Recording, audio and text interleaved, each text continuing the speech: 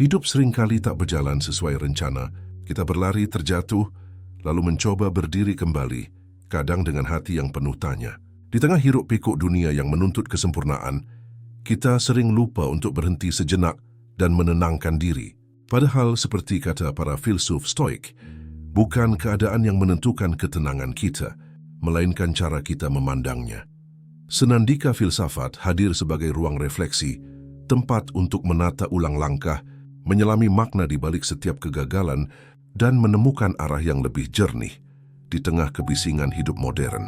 Di sini kita belajar bersama bahwa ketulusan, kesabaran, dan penerimaan bukan tanda kelemahan, melainkan kekuatan yang lahir dari jiwa yang tenang. Setiap kata bukan sekadar motivasi, melainkan pengingat lembut bahwa kita masih punya kendali atas diri sendiri, bahkan ketika dunia terasa tak berpihak. Kita hidup di zaman di mana citra seringkali lebih diutamakan daripada makna. Sebuah tindakan kini jarang berdiri sendiri. Ia hampir selalu dibingkai, direkam, dan dibagikan. Kebaikan tak lagi cukup dilakukan. Ia harus disaksikan. Bahkan kesederhanaan pun kini sering tampil sebagai gaya hidup yang dikurasi, bukan refleksi keikhlasan.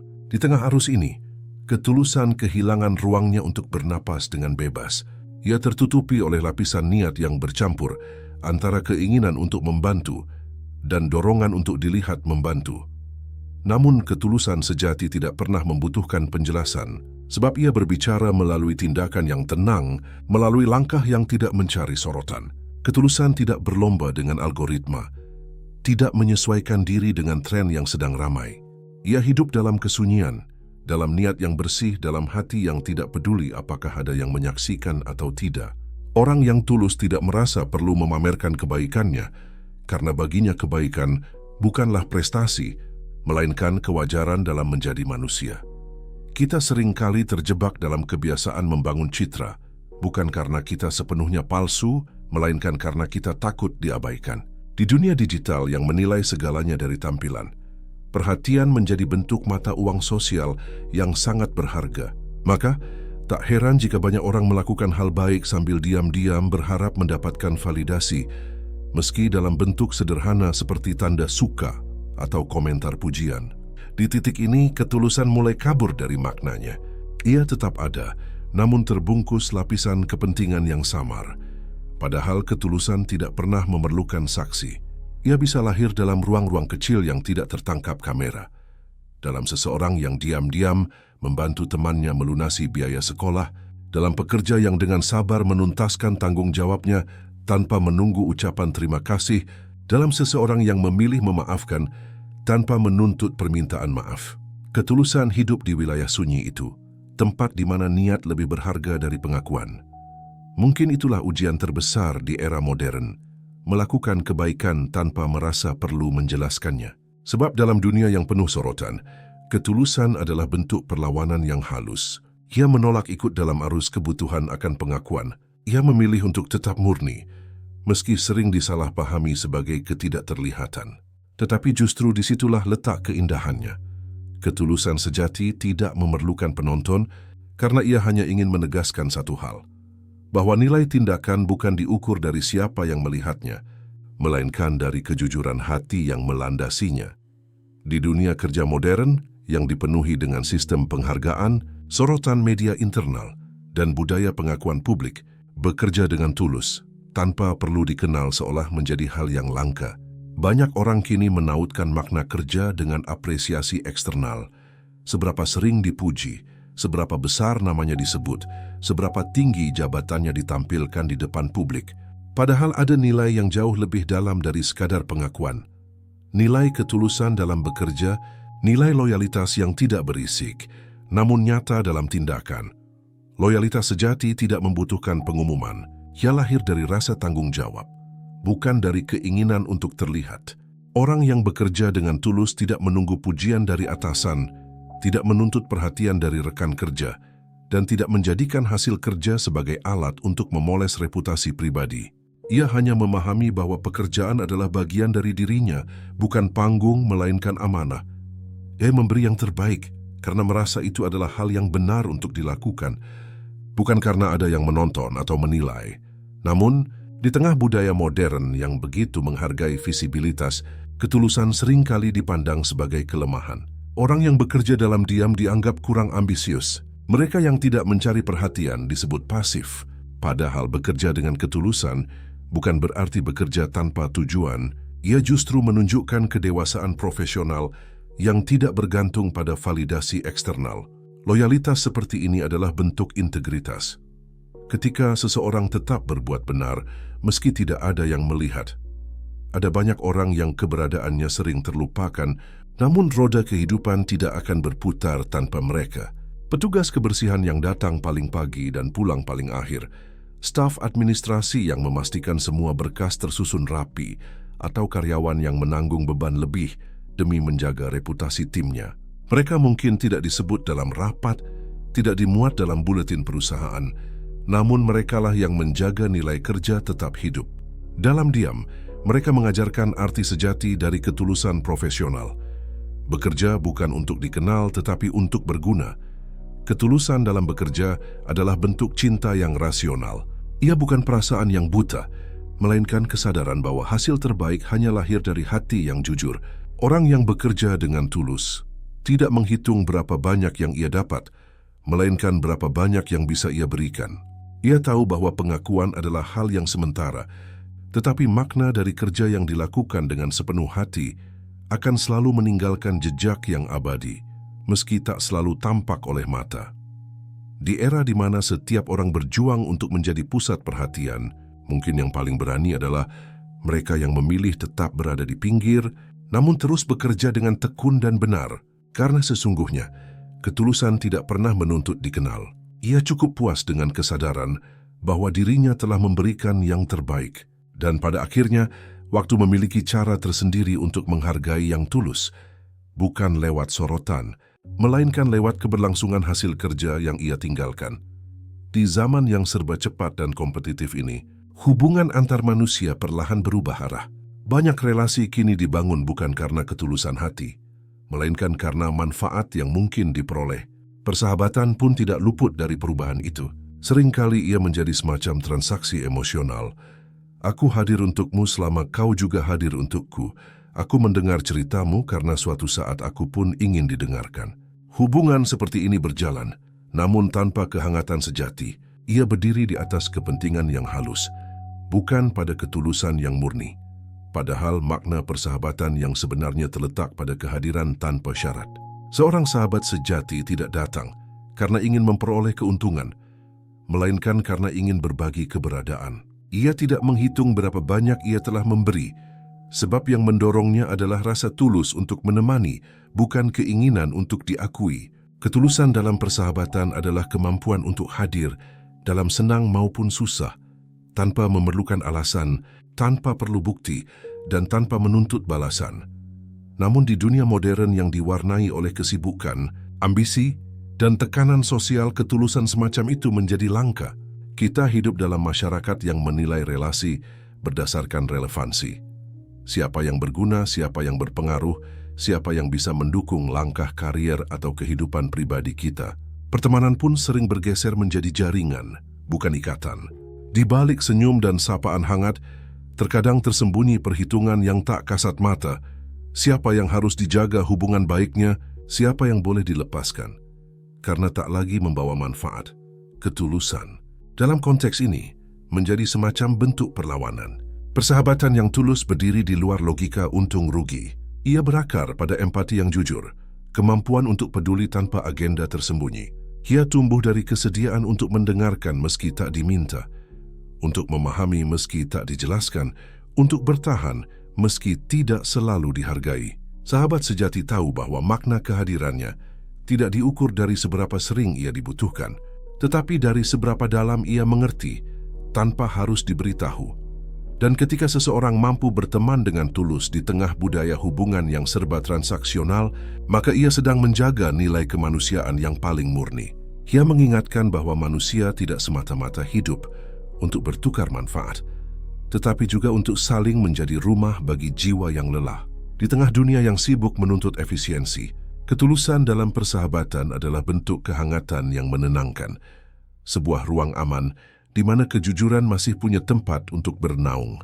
Pada akhirnya, sahabat yang tulus tidak perlu banyak bicara untuk menunjukkan perhatiannya. Ia mungkin tidak selalu hadir di setiap momen, namun ketika dibutuhkan, ia datang tanpa pertimbangan, tanpa pamrih.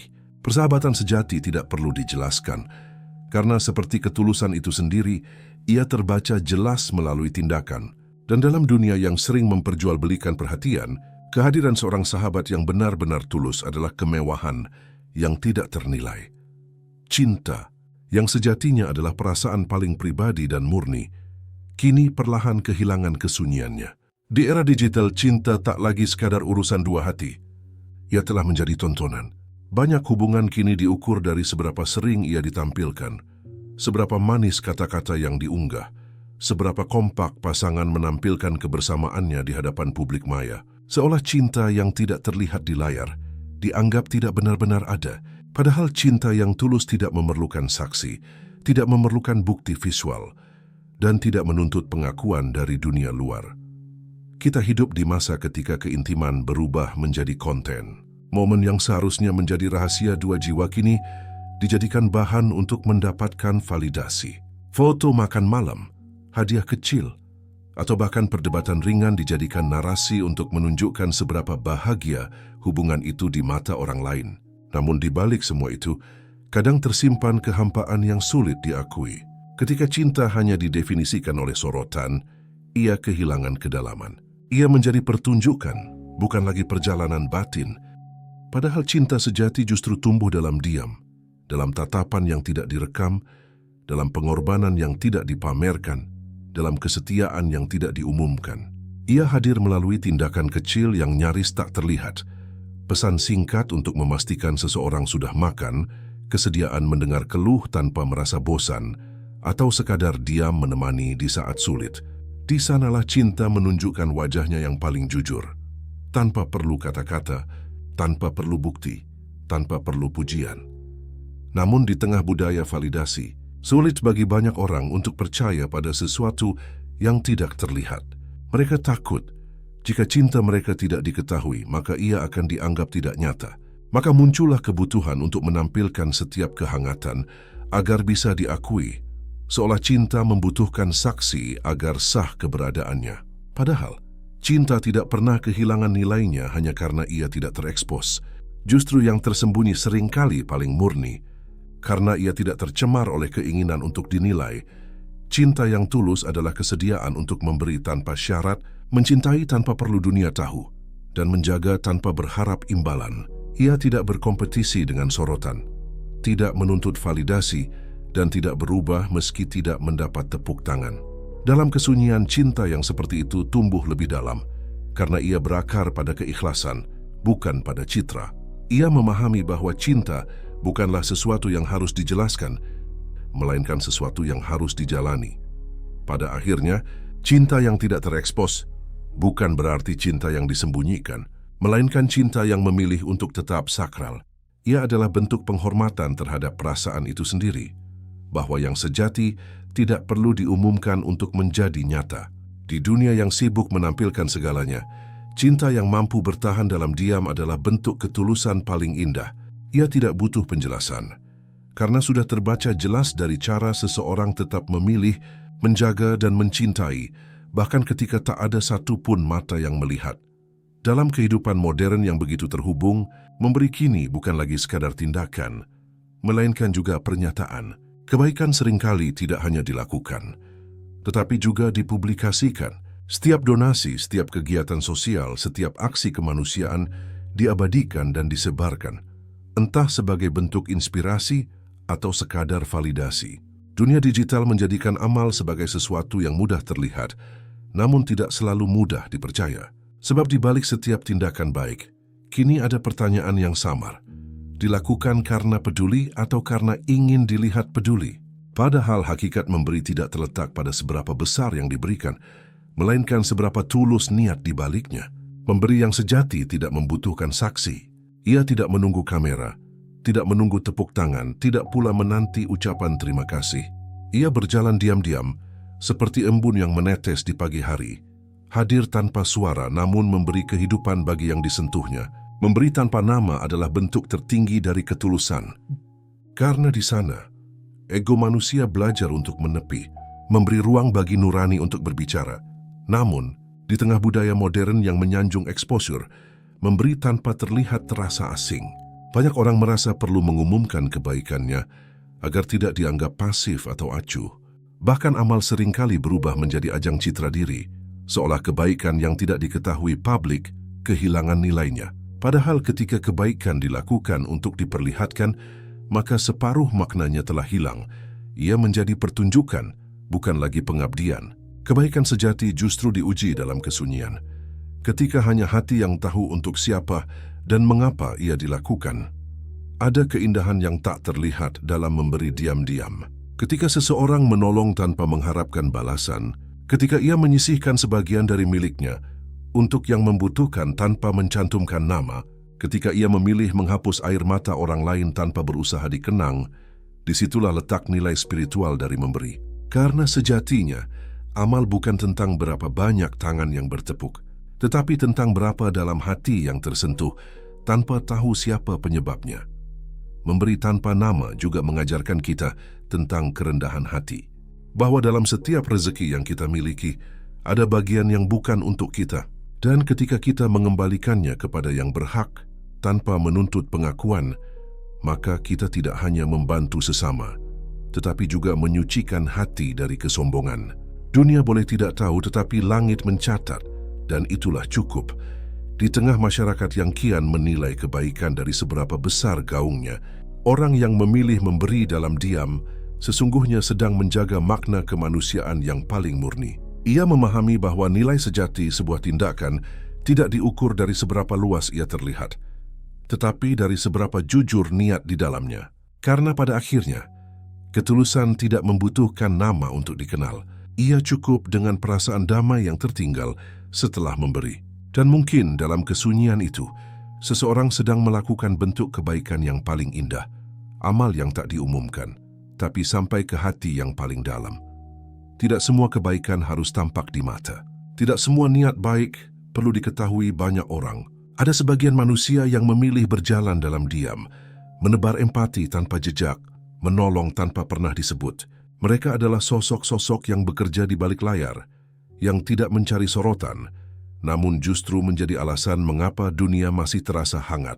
Dalam kesunyian langkah mereka, terdapat ketulusan yang jarang disadari. Sebuah empati yang tidak menuntut perhatian, hanya ingin melihat sesama manusia sedikit lebih tenang, sedikit lebih bahagia. Di era modern ini, menolong seringkali dipahami sebagai tindakan yang harus dikabarkan. Kita terbiasa melihat empati dalam bentuk unggahan, kampanye atau kegiatan sosial yang ramai dipublikasikan. Semua seolah harus terlihat agar dianggap nyata. Padahal, menolong tidak selalu butuh penonton. Ada kebaikan yang paling murni justru lahir di tempat sepi, dalam percakapan pribadi yang menyembuhkan hati seseorang, dalam tindakan kecil yang tidak disadari, dalam keputusan untuk diam menjaga rahasia yang bisa menyelamatkan martabat orang lain. Di sanalah empati menemukan makna sejatinya. Kehadiran yang tidak mencolok, tapi mengubah banyak hal. Empati yang tulus tidak mencari imbalan, apalagi pengakuan. Ia lahir dari kesadaran bahwa setiap manusia membawa beban yang tak selalu terlihat. Maka ketika seseorang menolong tanpa perlu diketahui, itu bukan karena ia takut tampak, tetapi karena ia paham bahwa yang penting bukan siapa yang menolong, melainkan siapa yang tertolong. Ia tidak menambahkan dirinya ke dalam cerita orang lain. Ia hanya memastikan cerita itu bisa berlanjut tanpa luka. Dalam kesenyapan semacam itu, ada bentuk kemanusiaan yang paling luhur. Namun di tengah budaya yang mengukur kepedulian dari seberapa keras ia disuarakan, kebaikan yang tersembunyi seringkali dianggap tidak ada. Orang yang menolong tanpa bicara disangka acuh, yang membantu tanpa publikasi dianggap pasif. Padahal, mereka yang bekerja diam-diam justru menjaga keseimbangan sosial yang rapuh.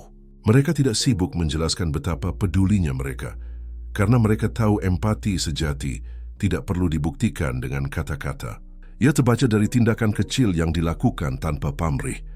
Menolong di balik layar adalah bentuk kedewasaan hati. Ia menuntut keikhlasan untuk memberi tanpa dikenali, dan keberanian untuk tidak mendapat pujian.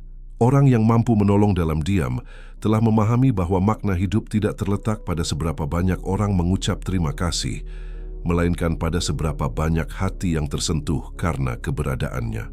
Dalam dunia yang sibuk mencari panggung, mereka memilih menjadi cahaya kecil yang tak terlihat, namun terus menyinari. Pada akhirnya, tidak semua pahlawan perlu dikenang namanya. Tidak semua kebaikan perlu diumumkan. Ada bentuk kasih yang paling suci, justru ketika ia tidak diketahui. Menolong tanpa terlihat bukan berarti menolong tanpa makna. Justru di sanalah letak ketulusan yang sesungguhnya. Karena empati sejati tidak perlu disaksikan dunia. Ia hanya perlu dirasakan oleh hati yang tersentuh olehnya. Dan ketika itu terjadi, meski tak ada yang tahu, dunia diam-diam menjadi tempat yang lebih baik. Tidak ada ketulusan yang lebih hening dan mendalam dibandingkan kasih sayang orang tua. Ia tidak selalu tampak, tidak selalu diucapkan, namun terasa di setiap detail kehidupan anaknya. Dalam setiap keberhasilan, ada peluh dan air mata yang jarang terlihat. Dalam setiap langkah yang tegak, ada doa yang tidak pernah putus. Orang tua tidak mencintai dengan kata-kata besar. Mereka mencintai dengan tindakan kecil yang berulang tanpa pamrih. Memasakkan makanan hangat, menunggu kepulangan, menahan lelah, agar anak bisa beristirahat dengan tenang. Dan semua itu dilakukan tanpa harapan akan balasan, seolah memberi kasih adalah kewajiban yang melekat pada napas mereka. Di era modern yang sibuk dan kompetitif ini, cinta orang tua seringkali terlupakan di balik hiruk-pikuk pencapaian. Anak-anak tumbuh mengejar impian, berpindah kota, bahkan negara, sementara kasih sayang orang tua tetap tertinggal di rumah, tetap sama, tetap tulus, tetap menunggu. Mereka tidak menuntut banyak, tidak meminta balasan yang megah, tidak menagih perhatian. Hanya berharap sesekali kabar, sekadar ucapan sederhana. Aku baik-baik saja. Namun seringkali bahkan itu pun terlupa, tenggelam dalam kesibukan yang dianggap lebih penting. Orang tua mengajarkan makna ketulusan tanpa perlu bicara. Mereka memberi tanpa menimbang, berkorban tanpa mengeluh, dan memaafkan bahkan sebelum diminta. Ketulusan mereka tidak bersyarat. Tak peduli seberapa besar kesalahan anak, hati orang tua selalu punya ruang untuk menerima kembali. Mereka mencintai bukan karena anaknya sempurna, tetapi karena cinta mereka tidak mengenal syarat kesempurnaan. Dalam dunia yang serba transaksional, cinta seperti ini terasa hampir mustahil. Dan justru karena itulah ia begitu suci. Namun, banyak dari kita baru memahami kedalaman kasih. Itu ketika waktu sudah berjalan terlalu jauh, saat jarak memisahkan, saat usia mereka menua, saat tangan yang dulu kokoh mulai gemetar. Baru saat itu kita menyadari betapa lama mereka menanggung rindu yang tidak pernah diucapkan. Ketulusan orang tua memang tidak pernah menuntut balasan, tapi itu bukan berarti mereka tidak berharap dimengerti. Mereka hanya terlalu bijak untuk meminta. Dalam diam mereka mencintai, dalam diam mereka menunggu. Dan dalam diam pula, mereka terus mendoakan kebahagiaan anak-anaknya, bahkan ketika doanya tak lagi terdengar. Ketulusan orang tua adalah cermin bagi kita. Betapa cinta sejati tidak butuh pengakuan, tidak perlu penjelasan, karena ia terbaca jelas dari tindakan. Ia ada di tangan yang bekerja tanpa pamrih, di mata yang menatap dengan lega meski tubuh lelah, di langkah yang selalu siap menolong meski tak diminta. Ketulusan itu tidak memudar meski waktu berjalan, tidak berkurang meski jarak terbentang.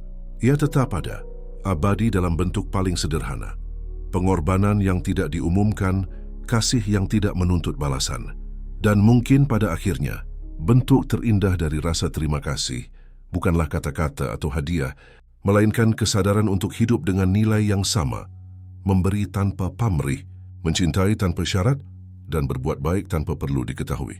Sebab dari orang tua, kita belajar satu hal paling penting dalam hidup, bahwa ketulusan sejati tidak perlu dijelaskan. Ia terbaca dari tindakan, dan ia hidup dalam cinta yang tidak pernah meminta apapun kembali. Tidak ada yang lebih sulit bagi manusia modern selain menerima kritik dengan hati terbuka. Kita hidup di era yang begitu menghargai citra diri, di mana kesalahan sering dianggap sebagai aib, bukan kesempatan untuk belajar. Banyak orang menolak kritik bukan karena mereka benar, tetapi karena ego mereka terlalu rapuh untuk dihadapkan pada kekurangan. Kita terbiasa menampilkan versi terbaik dari diri sendiri, hingga lupa bahwa menjadi manusia berarti juga siap menghadapi cermin yang menampilkan sisi yang tidak sempurna.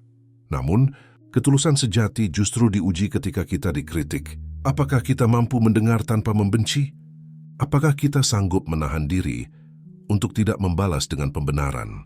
Disinilah letak perbedaan antara orang yang hanya ingin terlihat baik dan orang yang benar-benar ingin menjadi lebih baik. Ketulusan menghadapi kritik bukanlah tentang menelan mentah setiap ucapan orang, tetapi tentang kesediaan untuk memilah dengan jernih mana yang datang dari niat memperbaiki dan mana yang lahir dari keinginan untuk merendahkan. Dalam dunia kerja, media sosial, bahkan hubungan pribadi, kritik sering menjadi sumber ketegangan. Setiap kata mudah disalahartikan, setiap masukan bisa terasa seperti serangan. Padahal kritik yang disampaikan dengan niat baik sejatinya adalah bentuk kepedulian, sebuah usaha agar kita tumbuh. Sayangnya, banyak dari kita lebih sibuk mempertahankan ego daripada mendengarkan maknanya. Kita ingin dipuji atas pencapaian, tetapi enggan diingatkan atas kesalahan. Kita ingin diterima tapi tidak siap untuk diperbaiki. Ketulusan dalam menerima kritik menuntut kerendahan hati. Ia memerlukan keberanian untuk mengakui bahwa diri ini masih bisa salah, masih bisa belajar. Menerima kritik tidak menjadikan kita lemah. Justru di sanalah tanda kedewasaan terbentuk. Orang yang tulus tidak takut mengakui kekurangannya, karena ia tahu bahwa nilai dirinya tidak berkurang hanya karena sebuah kesalahan. Ia paham bahwa setiap kata yang mengoreksi, jika diterima dengan bijak, adalah kesempatan untuk tumbuh lebih kuat dan lebih benar. Namun, menerima kritik dengan tulus bukan berarti tunduk pada semua penilaian. Ada kritik yang membangun, ada pula yang lahir dari iri, dengki, atau sekadar keinginan menjatuhkan. Ketulusan berarti mampu tetap tenang dalam menanggapi keduanya, tidak terbawa marah, tidak juga terseret oleh luka. Ia adalah kemampuan untuk tetap berpijak, untuk mendengar dengan hati yang bersih dan menilai dengan akal yang jernih. Di tengah budaya digital yang kerap menilai cepat dan berbicara lebih cepat lagi, kemampuan untuk menerima kritik dengan tulus menjadi semakin langka. Banyak orang lebih memilih membalas, menghapus, atau menutup diri. Padahal terkadang kritik adalah bentuk perhatian paling jujur. Sebab yang peduli adalah yang berani mengatakan apa yang tidak ingin kita dengar. Pada akhirnya, ketulusan dalam menghadapi kritik adalah cermin dari kedewasaan moral. Ia menunjukkan sejauh mana kita mengenal diri sendiri, sejauh mana kita bersedia belajar tanpa kehilangan harga diri. Sebab orang yang tulus tidak sibuk membuktikan dirinya sempurna. Ia sibuk memperbaiki dirinya agar lebih baik. Dan ketika seseorang telah sampai pada titik itu, ia akan memahami satu hal sederhana, bahwa kritik bukan ancaman, melainkan hadiah, dan menerimanya dengan tulus adalah tanda bahwa kita telah berdamai dengan ego sendiri. Dalam dunia yang semakin bising oleh opini, perjuangan sosial kini tak lagi hanya soal gagasan dan kepedulian, tetapi juga tentang citra dan pengakuan. Banyak yang bersuara lantang membela kebenaran, namun tidak semua melakukannya karena hati yang tulus. Sebagian hanya ingin terlihat peduli, bukan benar-benar peduli. Aktivisme yang dulu lahir dari nurani, kini seringkali terjebak dalam romantisme popularitas. Dan di titik inilah, ketulusan menjadi ujian paling berat bagi siapapun yang mengaku berjuang untuk perubahan. Aktivisme sejati tidak hidup di panggung. Ia tidak selalu viral, tidak selalu mendapat tepuk tangan, bahkan seringkali diiringi kesunyian dan pengorbanan yang panjang. Orang yang benar-benar berjuang tidak menuntut dikenal, karena ia tahu bahwa tujuan utamanya bukanlah sorotan, melainkan perbaikan. Ia berdiri bukan untuk mencari nama, melainkan untuk memastikan bahwa suara yang tak terdengar akhirnya memiliki ruang untuk didengarkan. Ketulusan dalam berjuang adalah ketika seseorang memilih tetap bergerak, bahkan saat tidak ada yang melihat, tidak ada yang memuji, dan tidak ada yang menjamin hasilnya akan tampak segera. Namun, di era digital ini, aktivisme telah berubah bentuk. Ia hadir dalam unggahan, tanda pagar, dan pernyataan-pernyataan publik yang seringkali lebih menonjolkan keberpihakan simbolik daripada tindakan nyata. Tidak salah, sebab setiap medium memiliki peran. Tetapi ketika perjuangan lebih sibuk mempertahankan wujudnya di dunia maya daripada substansinya di dunia nyata, disitulah ketulusan mulai mengabur. Berjuang demi kebenaran berubah menjadi berjuang demi pengakuan. Empati digantikan oleh exposure. Idealisme digeser oleh ego. Ketulusan dalam aktivisme bukan berarti diam, tetapi jujur pada niat. Ia berarti tetap konsisten meski tidak disukai, tetap berbuat meski tidak dipuji, tetap setia pada nilai meski kehilangan dukungan. Aktivis sejati tahu bahwa berjuang adalah jalan panjang yang tidak selalu indah. Ia mungkin disalahpahami, dikritik, bahkan dijauhi. Namun, ia terus melangkah karena keyakinannya tidak bergantung pada jumlah pengikut, melainkan pada suara hati yang tidak bisa ia abaikan. Dalam setiap perubahan sosial yang besar, ada banyak nama yang tidak disebut, banyak tangan yang tidak terlihat. Mereka yang bekerja di balik layar, mengajar anak-anak di pelosok, memperjuangkan keadilan di ruang sidang kecil, atau sekadar memberi ruang aman bagi mereka yang tertindas, adalah wajah sejati dari ketulusan. Mereka tidak menulis namanya di spanduk, tetapi menulis harapan di kehidupan orang lain. Dan meskipun dunia tidak mencatat mereka, dampaknya akan terus bergema dalam waktu yang panjang. Ketulusan dalam perjuangan adalah bentuk kemurnian moral. Ia lahir dari keyakinan bahwa berbuat baik tidak membutuhkan sorotan, bahwa membela kebenaran tidak harus diakui. Dunia mungkin hanya mengingat mereka yang bersuara keras, tetapi sejarah sejati dibangun oleh mereka yang bekerja dalam diam. Dan justru di sanalah nilai sejati sebuah perjuangan terletak, bukan pada siapa yang terlihat paling hebat, tetapi pada siapa yang paling tulus dalam bertahan, bahkan ketika dunia berhenti memperhatikan.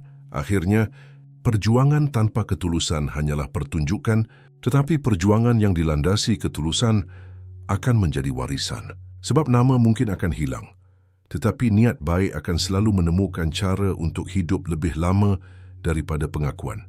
Maka berjuanglah bukan untuk dikenal, tetapi untuk berguna. Karena perubahan sejati tidak lahir dari sorotan, melainkan dari hati yang benar-benar peduli. Menjadi tulus pada diri sendiri mungkin terdengar sederhana, namun di zaman ini, hal itu justru menjadi salah satu bentuk kejujuran yang paling sulit. Kita hidup di era yang menuntut kesempurnaan dalam segala hal, dari penampilan hingga prestasi, dari cara berbicara hingga cara merasa. Dunia modern menekan kita untuk selalu tampil kuat, bahagia dan produktif, seolah kelemahan adalah aib yang harus disembunyikan. Dalam situasi seperti ini, banyak orang perlahan kehilangan dirinya sendiri, terjebak dalam peran yang diciptakan demi diterima, bukan karena itu yang benar-benar mereka rasakan. Ketulusan terhadap diri sendiri berarti berani melihat ke dalam, mengakui yang tidak sempurna, dan berdamai dengan segala bentuk kekurangan. Ia bukan tentang menyerah, tetapi tentang menerima bahwa menjadi manusia berarti berproses, gagal, tumbuh, jatuh, lalu bangkit lagi. Banyak orang begitu sibuk memoles citra diri, hingga lupa bahwa kebahagiaan sejati tidak lahir dari kesempurnaan, melainkan dari kejujuran. Tidak ada ketenangan dalam hidup yang terus-menerus berpura-pura baik-baik saja. Sebab kepura-puraan mungkin bisa membuat orang lain terkesan, tetapi hanya kejujuran yang bisa membuat hati merasa tenang. Di dunia yang serba tampil ini, menjadi otentik adalah bentuk keberanian. Kita diajarkan sejak dini untuk menyesuaikan diri dengan ekspektasi, menjadi seperti yang diinginkan orang lain, bukan seperti yang kita yakini. Namun, semakin kita meniru, semakin kita menjauh dari inti diri sendiri. Ketulusan kepada diri berarti melepaskan kebutuhan untuk selalu terlihat sempurna, dan mulai menghargai proses menjadi lebih baik tanpa harus menghapus sisi-sisi yang tidak ideal. Sebab justru di sanalah letak kemanusiaan, pada ketidaksempurnaan yang jujur. Menjadi tulus pada diri juga berarti berhenti membandingkan hidup sendiri dengan kehidupan orang lain. Dunia digital membuat semua orang tampak lebih bahagia, lebih sukses, lebih baik, padahal di balik layar, setiap orang berjuang dengan luka yang tak terlihat. Ketika kita mampu melihat diri tanpa kacamata perbandingan, barulah kita bisa benar-benar bersyukur atas apa yang sudah ada dan bekerja untuk memperbaiki apa yang masih kurang.